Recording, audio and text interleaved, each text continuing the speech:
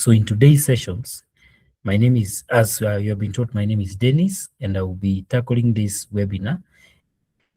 Ideally, to help us to benchmark the operations that we have, we strengthen them, and then we build resilience. Because ideally, we cannot be able to stop threats 100%, but at least we can build resilience such that even if they happen, we have a workaround to make sure that the business still keeps what they did in the first half, simply because they were able to do an adjustment at the correct time, and eventually they saved the game. Then out of that, it means that we need to always check, even in cybersecurity, what did we do well, what were the areas that were compromised, which are the areas that needed to be changed. And out of that, it becomes more important to consider in H1 what was happening, what are the areas that we identified, and then out of that, we will now go to make a decisions on what happens. So we can go now to the H1 2022 threat landscape. What are the areas that we saw that they evolved? What are the areas that evolved? And one of the key things that we can identify is that the attackers are becoming a bit more faster. And by faster, I mean probably in maybe 5 years, an attack will begin and then it will take even a whole week before it is executed, because people are trying to create the codes, they are trying to adjust them, they are trying to do a few things. But right now, because of AI and automations, it has become much, much harder. And e-crime breakout fell to 29 minutes. So that means somebody can execute an attack now, and by 29 minutes, they have successfully accessed the database or successfully attach themselves to an application and caused a ransomware, something of the sort. Then they are AI assisted. 65% of phishing users are AI generated content. So that means you don't need to be an expert on generating a phishing email. You just need to know the correct AI platform that can help you. And then out of that, you generate that phishing email, and then you can do that. And 65 is quite a huge number, considering the numbers we are checking, because you can see 3.3 billion. So if you pick 65% of that, it's quite a huge number. And then they are more automated, such that it's not somebody who is sitting on a computer trying to hack you the whole day. They just send the commands, and the AI tool continues to do that for until they're able to be capable, or maybe they fail. And then most attackers now, they target user identities and credentials. And the reason why user credentials are important is because already a user is already allowed in the company. He has privileges in the company. So if you are a system admin and your credentials are lost, it means automatically somebody can get to the virtualized environment, they can get to the AD, because your credentials already, they have access to that. And then email and cloud. And the reason why email and cloud is popular is that email, it's everybody in the organization has it. Whether they know anything about IT or they don't know, they have an email address. And already an email address is being used in a endpoint that is already having access. So I'm using my email inside our organization, inside our firewall, inside our security tools. So it becomes much easier to execute an attack through an email. And also cloud applications, because ideally in the cloud, you access it via the internet. So if you have not managed your controls very well in the cloud, it becomes so exposed to everybody in the internet. Then it's completely different from what you used to have in-house, because ideally somebody needed to come to your data center to execute. But in the cloud, we all have to access it through the internet. Then endpoints and remote workers, as I said, on the user identities, is because endpoints already they are known in the company. They have accesses. They are connected to the AD. They have even like a certificate that identify users. So if we compromise that, eventually we're able to do that. And then third-party vendors and suppliers. Right now, most of the time we have 2 or 3 suppliers who come into our organization. Maybe they help us manage an application, or they help us. So they already have access. So because of that, they become compromised. And you can see the statistics that have been given. 3.3 billion threats have been identified between January and March. And That is quite a huge number. And you can see 46.4 million were brute force attacks. So ideally, they were trying to get the user credentials, and that 156 attacks per week per organization in Africa. So you see, there is a lot that we are experiencing in that whole setup.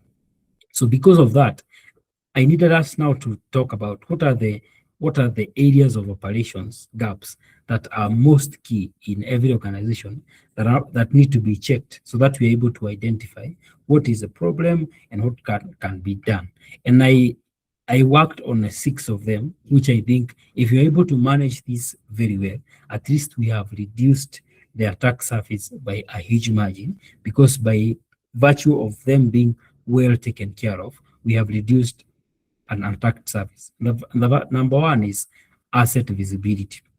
And asset visibility simply means, are we able to tell where our devices are? Do we know how many devices we have, and where are these devices located, and where do they connect to, and what accesses do they have? What applications are they there? So because these devices, because you can never protect something that you cannot be able to see. If I have 10 machines and I can only account for 5, it means the rest of the 5, I am not able to tell what is happening to them. Even if somebody got into them, it will take a lot of time for me to actually identify that there was a problem. Then there is identity security.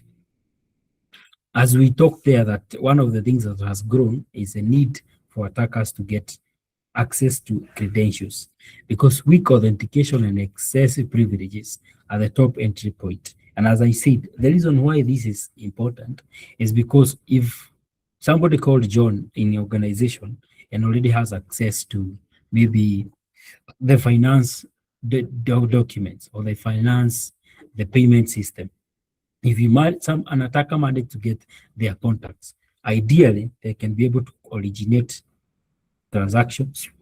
And the biggest problem is that nobody will know it is not John. Everybody will say it is John who did that. Even John may be even sacked, but eventually it was not them, because already they had access and they lost. So that's why it brings a bigger problem that you need to be protected. Then endpoint security is unprotected endpoints are easy targets for malware and ransomware deployment. And as I say, the endpoints are where users work from. And because they work from there, it means they already have access to the network, the data, so many things. So if one is compromised, it creates a bigger problem. Vulnerability and patch management. So if the first 3 have not been taken care of, now attackers go to check what are the areas that are vulnerable. Do you have an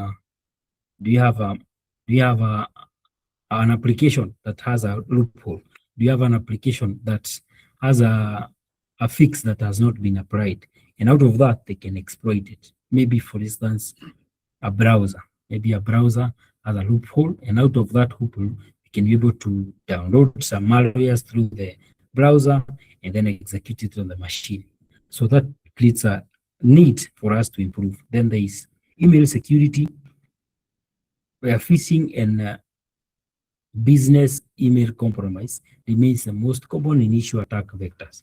Email are in the front door. And the reason is because an email, we always work with it. We receive the emails from vendors, we receive the emails from our colleagues, we receive the emails from so many places. And because it is a formal way of communication in businesses, it means that if you send an email and somebody does not find that it is an email that can cause maybe it was a phishing email, or maybe a CEO wanted to authorize a payment, but it is not the CEO, it's an attacker who has masqueraded as a CEO. So eventually, because it has been authorized on mail, it becomes so formal, so that if you don't take care of it, it can eventually cause even financial loss. And then the other one is monitoring and response. After all, taking care of this, we have visibility, we have identity security, endpoint, vulnerability, patchment, and email security. If we don't monitor and respond, it means eventually we have not achieved anything, because ideally those tools that we have set up, they need to be monitored. They need to be checked. What has happened? What was the areas of compromise? And then eventually we respond. Because in cybersecurity, we never have 100% protection. what we can guarantee is that we can reduce the attack surface, but once in a while, there will be something that needed to be taken care of. So if there was nobody who was checking, eventually we're able to get ourselves in a position where we have lost it. So with that as a background, I now want to begin now a section that how do we make ourselves now mature? How do we make ourselves protected? How do we make ourselves to achieve the level of resilience that our businesses require? How can we reach to a point where we can say that I think we are prepared, we have tried to reduce the attack surface, and then number two, we have put mechanism in case something happens, we're able to respond, and then eventually, even if there was an attack, we can be able to come back as soon as possible. We can be able to respond as soon as possible. So there's always some levels of IT maturities that has been developed, and people have discussed and agreed that these are the levels that we have seen businesses working in. Level one, it is reactive. This one, there is no actually formal process. We just find tomorrow there was a malware on a machine, and eventually we begin asking ourselves, what do we do? Somebody suggests, let's format it. Somebody comes. So it is just reactive. We had not prepared informally on what are the processes to be taken. And eventually, this one is mostly relied on individual heroic. So like we know there's somebody called Kamau in our organization. He's the guy who does 1, 2, 3 things. So if something happens, everybody learns to him and says, how can we help you with that? If the database is down, we learn to him. Maybe he restores the backup or something. But eventually, there is no formal procedure. And this is actually, there is no minimal visibility, and systemic issues keep recurring. They keep happening now and then because there is no procedure. And I think we need to agree that all of us, we should not be in that section as we really check into cybersecurity. Then the second thing is protected. This year, we have tools. Actually, we have a firewall in place, we have an antivirus, we have patching. We are doing those things. Already the tools are developed. But the problem is there is no documentation. We have an antivirus, but we cannot tell what are the policies there. We have not checked whether it works. Just bought the tool and it's there. The focus is primarily to prevent known deaths rather than fostering border resilience. So eventually we are just saying, if hata audit akikuja tutakuwa tunasema tuko na firewall, but ideally, what are we doing with it? Eventually, you even forget about it. We only remember when something happens. Then from there, they will evolve now to managed. Now the managed, we have defined processes. At least the tools are already there and the processes have been defined. We are documenting them and we have given laws. We have said this person is the analyst, he's the person who should be monitoring, and this is the person who should. And there is a change management, monitoring, and standard practices. And the metrics, we are getting them to be tracked. At least we can tell how long did we manage to deal with that threat? How often are we able to patch everything? So at least at 3 level, we have the tools ready. And number 2, we have processes that are working. But ideally, eventually, we end up finding ourselves we have not done. It is not affecting somebody. It's only tools and some responses that has been given. Then from there, we go to optimized. Because managed, the biggest problem there is the tools are working independently. The firewall is on its own. The antivirus is on its own. There is no merger. We have only segmented. You check the antivirus, you check. But optimized, we integrate the solutions. And we measure them against key performance indicators. Like we say, how many threats did you get this month and how many did you deal with them? If there are some that were not dealt with, we explain what was the issue. And it is data-driven decision-making. It replaces reliance on guesswork. We are using data. Right here, the reports that we are able to get from the managed level, now we implement them. And it is proactive identification of risk. We are able to tell now that we have realized that there was somebody who accessed our website because we didn't have an SSL. So it becomes a process now. How we put us an SSL on our website? Number 2, there was a flash drive that was inserted on somebody's machine. And then the next thing we tell ourselves, okay, what do we need to improve? we say now we need device control so that doesn't happen. The highest level which we intend all of us to grow to is operational resilience. As I said, the four things that we have discussed, ideally, they were offensive. They were on things that can be handled. But what happens when there was an attack that happened and your tools did not manage it? Your file was bypassed, your antivirus was bypassed, and something happened. Do we have business continuity framework in place? So we have proactive defense, and then rapid recovery, and then business continuity. Like if, for instance, one of the servers have a problem and has gone down, how soon can we be able to recover it? How soon? It's unfortunate that a ransomware happened on one of our servers, but how long does it take for us to recover it? So I think at that point we have already discussed what will be the backup plan, what will be the restoration plan, so that we recover from there. So I've spoken to the previous slide. I just want to discuss now the gaps that we can see in our institutions, and then how can those gaps be addressed, because ideally, essentially is what is the risk is there, and then how do we resolve it. And then the first thing I want to talk about is asset visibility. Assets are very important because assets are the ones that we use to work. And those assets are the same ones that attackers are targeting to ensure that they bring you down or they cause. So you cannot secure an asset which you cannot see. And the focus area for asset visibility is device inventory. If your IT manager or your head of IT or CIO or CISO just came to you right now and asked you, how many devices do we have? Do we have that number in our minds? Are we able to directly say that we have 20, we have 100, we have 1,000, we have 746?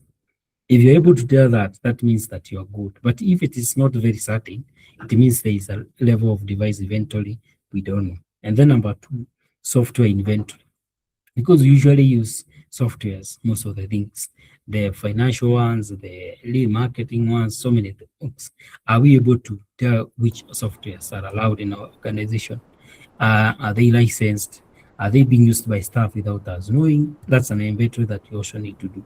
Then shadow IT discovery is unsanctioned cloud apps. Like for instance, people want to use a box or maybe an AI tool that you have not sanctioned. Are you able to tell people are doing that?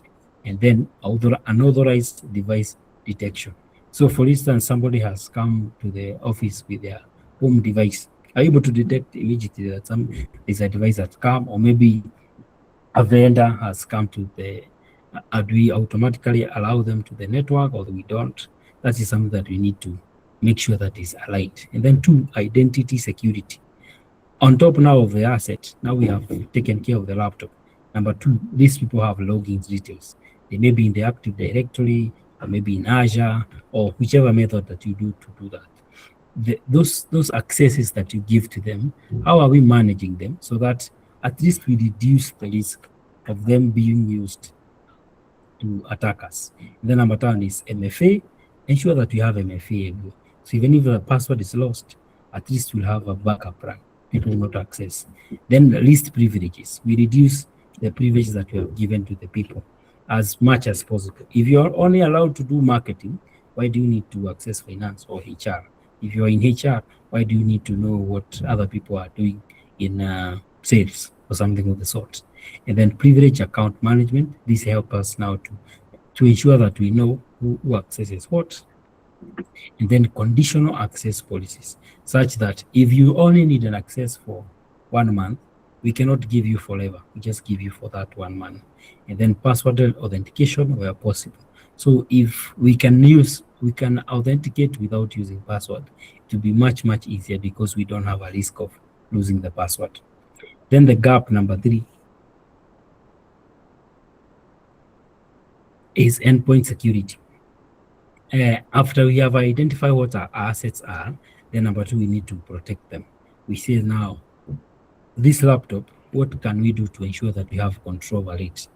Endpoints are usually a point of entry because they are being used by the vendors, they are being used by our staff, everybody is using them. We need to have a way of controlling. And then that is next generation protection, endpoint detection and response, XDR. And then we do device controls and encryption, application control, and anti-malware.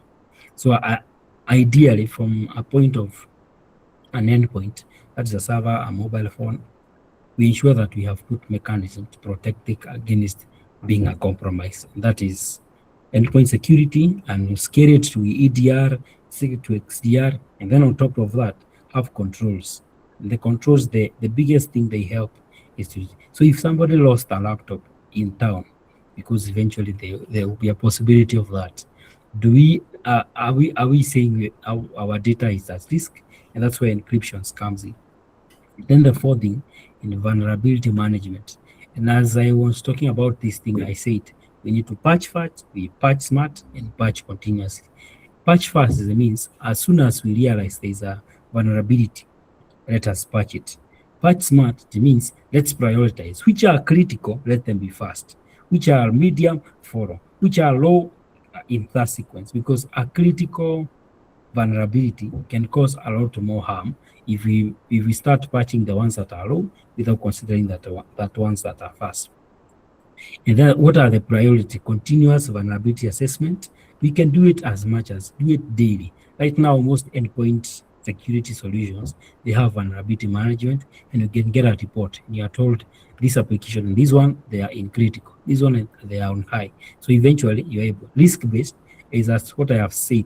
What is critical, let it come first. Let's align them in a manner of which is critical. If there is a loophole that can cause somebody to get access to your database, it means that is a risky one, as compared to another risk that can only access maybe a browser or something.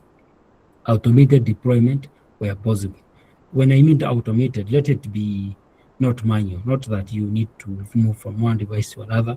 You can automate it that if there is a vulnerability that has been found, the system automatically finds the patch and install it. And configuration hardening and compliance reporting. So compliance reporting help us now to even get to a point where the manager is able to see, okay, I think this we have a problem. They're able to escalate. If there is something that has a problem, if there's a tool that needs to be generated, we move fast. Then gap number 5 is email security. And as we know that email is everywhere. Everybody is using the email, and actually they have it on their phone, they have it on their email, in their home device. They move with it so many places. And because of that, it can be a very serious point of compromise. That is phishing and spear phishing. These are common because especially in the era of AI, somebody can say, I've authorized that payment, and it was not the person who was supposed to authorize. You thought it was your manager, but it was not your manager. Business email compromise is where your email has been compromised, and people can send. And then malware attachment. Somebody sends an email, but they have attached malicious, maybe like an Excel, which has macro in it. Domain spoofing, somebody sent an email from somewhere and pretending to be you and sent to your client, maybe somebody else. So on top of an email solution, because it is important for us to have email solutions, it will reduce phishing, spear phishing, malware attachment on that. But on top of it, we need to implement the policies that have been approved. That is DMARC, SPF, and DKIM.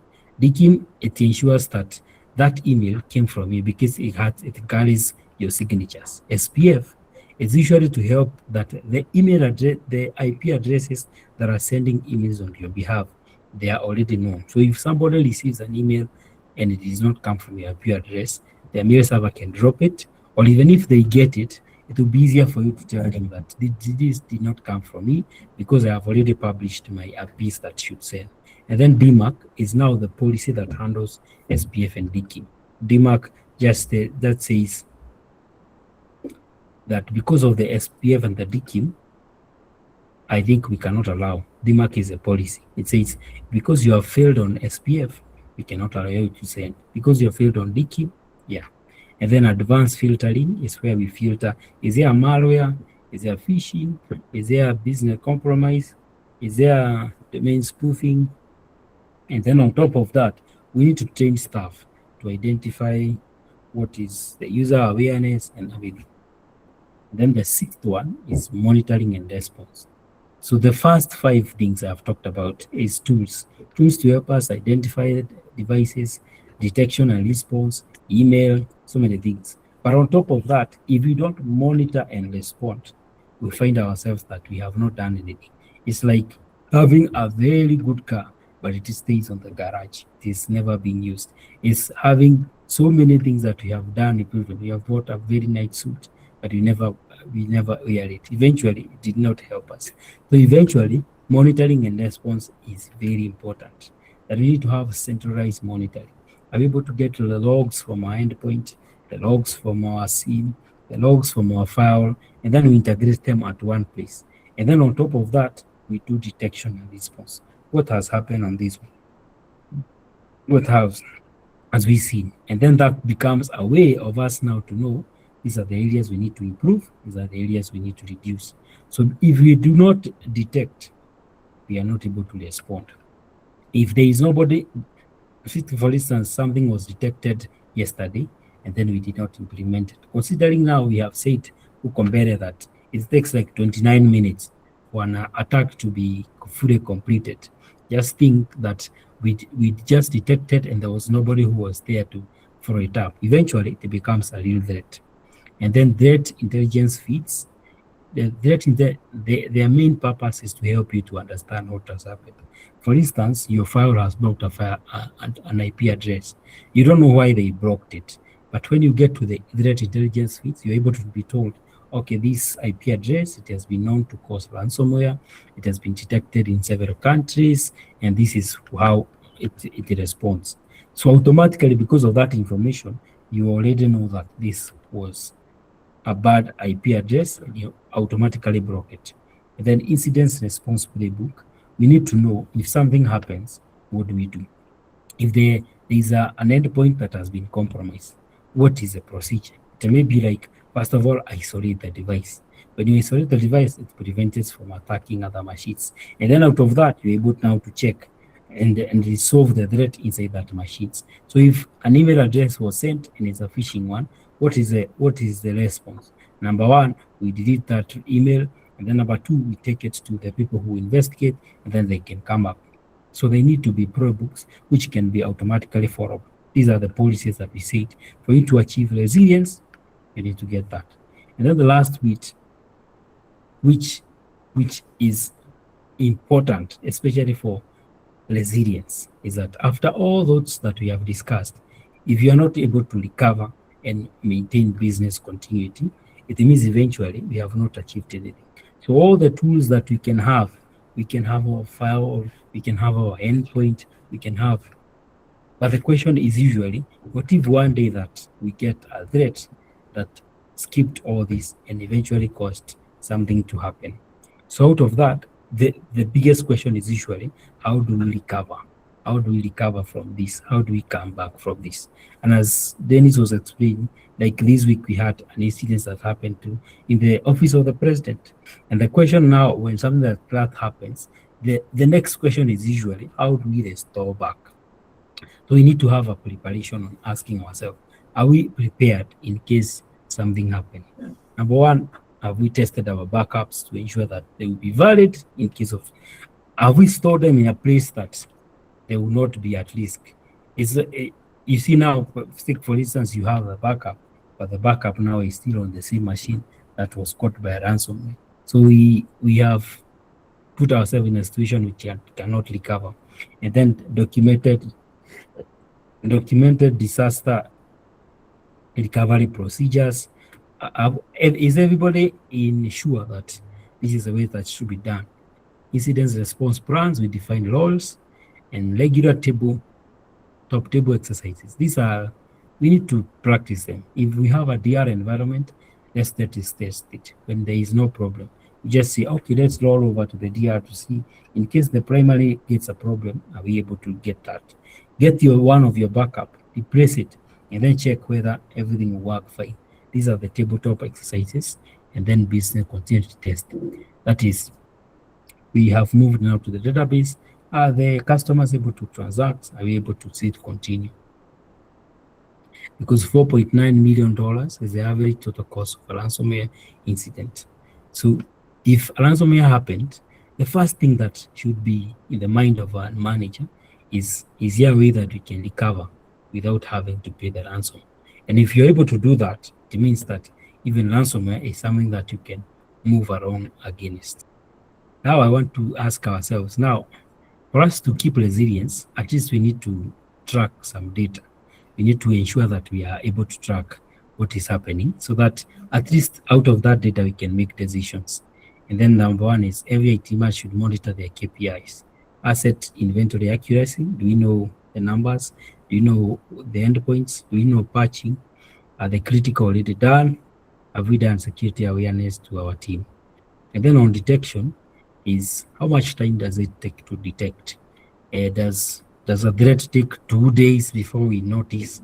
And number three, after we notice, how long does it take to respond? And then on the email, how many phishing email are getting and how many are we resolving? Are there any false positives? Is incidence escalation time? For instance, if one of the analysts discovers something that they are beyond them, how long do they take to escalate before it becomes a problem? Because take, for instance, an analyst has stayed with a threat for 1 week. By the time they're escalating, we have already lost one of the servers. It's a backup. And the last thing is recovery metric. What is the backup success rate? What is recovery testing results? Mean time to recover, RTO and RPO achievement rate, and top table execs frequency. So ideally, those, if you're able to manage those as a manager, it means at least you can tell how are we doing in terms of cybersecurity. Then with that we have spoken for all those several minutes that I have spoken, it is now my preferred opinion now to assess. Now how can we improve? If you found yourself you're on level 3, maybe you have not improved so much on your cybersecurity, this will be a 90-day improvement plan that can help you now to make sure that you get to the level that we have discussed. Number one is assess. Let's get the data right. Let's get the data working. Let's get the data in full force. Conduct a full asset inventory, perform vulnerability assessment, review your security policies, and benchmark on current security. So be very sure that you know all your assets. And then number two, do a vulnerability assessment. Of those assets that you have, are there areas you can be compromised? And then with these two, now you review your security policies. You say, in the file, we have broke these ports and this one, are we doing well? And then we just ask ourselves, in terms of maturity, which level have we gone? Then 31 to 60 days, now we strengthen ourselves because we already have the data. We patch, we improve the endpoint detections, we enhance identity controls, and address email security gaps. So I think out of the data we have in the first 30 days, we use it to strengthen. And then the last ones, now we validate. Are we resilient? We test our backups, we conduct incidents, we review our KPIs, and fine-tune monitoring and response. So if you're able to do this in the 90 days, ideally you'll be able to tell which tool am I missing, which tool should I buy, or which training should I take my staff, and which improvement should be the most major. And out of that, you're able to come up with something. And then I think because this is something that we have done over so many years, if you feel like that is something that you might not be able to address, as Ariel Technology, we can help you to identify all these gaps. And the priorities range. Number one is if your priority is to protect every workstation, you need to have a next generation endpoint. And then eventually you reduce malware. So for instance, if you realize, oh, I think my workstations and servers might not be protected, or I don't know where they are, the idea is to get a detection and response. If what you have a problem is detect advanced threat, you need to think about an EDR or an XDR, and the outcome will be faster detection and response.